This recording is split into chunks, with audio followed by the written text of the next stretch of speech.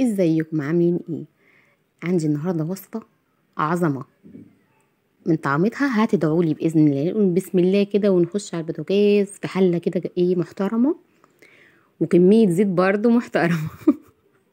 زودي هنا كميه الزيت وهقولك ليه في وقتها. عندي بقى حبتين بصل متقطعين عشوائي كده، حبتين كبار. هبتدي اللي انا اشوح فيهم شويه لغايه ما تدبل، بس انا عايزه البصله دي تدبل ومش هحمرها. هي نص دقيقة كده وهوريكم هعمل ايه تاني. بس كده خلاص اهي. هبتدي ان انا هضيف فلفل، ده فلفل رومي، ممكن تضيفي فلفل الوان لو حابة، ده فلفل رومي اخضر عادي خالص. بس ضفت الفلفل. هضيف بقى عندي كمان ده نص كيلو من السجق متقطع نصاص كده، نص كيلو بس مش كتير. وهبتدي ان انا احمر فيه بقى. اول ما اضيفه كده انا مش هقلب كتير، يا دوبك بس اللي انا ايه خدته تقليبه واحده بس كده، وهسيبه لما يتحمر عشان ما يفوق اللحمه ما تفكش مني، ما يفرولش، ما يبقاش السجق مفرول كده وشكله مش هيبقى لطيف. حمرته. هضيف معلقه من الثوم.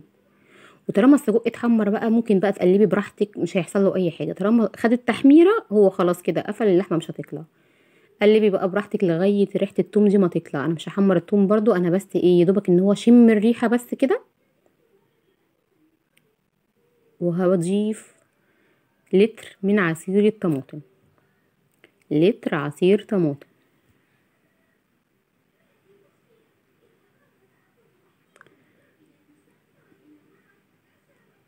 وطالما بقى ضفت عصير طماطم يبقى اكيد هنضيف ايه؟ ايوه هنضيف سكر. في عصير طماطم يبقى فيه سكر عشان يعادل الحموضه بتاعه الطماطم. بس كده انا هسيب بقى العصير الطماطم ده لما تتسبك، انا عايزاها تتسبك.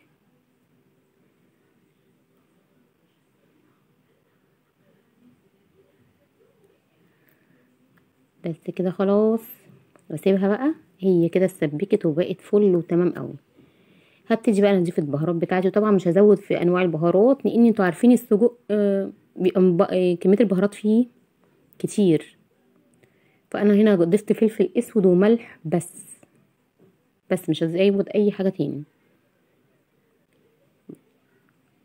هضيف ايه بقى هنا دلوقتي؟ عندي ميه دي مغليه، ميه سخنه، ما تضيفيش ميه كده يعني، ميه سخنه كله كده ايه بتغلي. عندي كمان فلفل سبايسي هضيفه دلوقتي.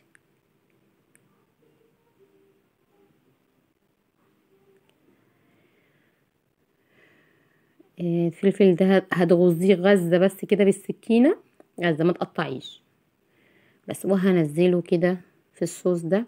هضيف كمان ده كيلو من المكرونه المرمريه او مكرونه التحمير، مكرونه الصغيره يعني. واحنا بنعمل ايه بقى؟ احنا بنعمل المبكبكه بس مش باللحمه، بالسجق. ودي اطعم عندي وبفضلها اكتر من اللحمه بكتير. المبكبكه بالسجق تحفه. ولازم الصوص يبقى كتير كده ان هي هتشرب اغلبه يعني. المكرونه بتيجي تستوي بتشربه بس اهو، هي شربت اغلبه. وانتي لازم لما تغرفيها يكون فيها نسبه كده. والمكرونه دي كمان من النوع اللي انتي لما تعمليها يكون خلاص يعني على الاكل. وانا زودت الزيت عشان المكرونه دي ما تبقاش قافشه ببعضها واكلها معجنه يعني. يا رب النهارده وصفتي تكون عجبتك. انزلي بقى اعملي لايك وسبسكرايب، تفعيل الجرس على الكل لو حابه يوصل لك كل فيديو انزله. اشوفكم فيديو جديد، وصفه جديده ان شاء الله. مع السلامه.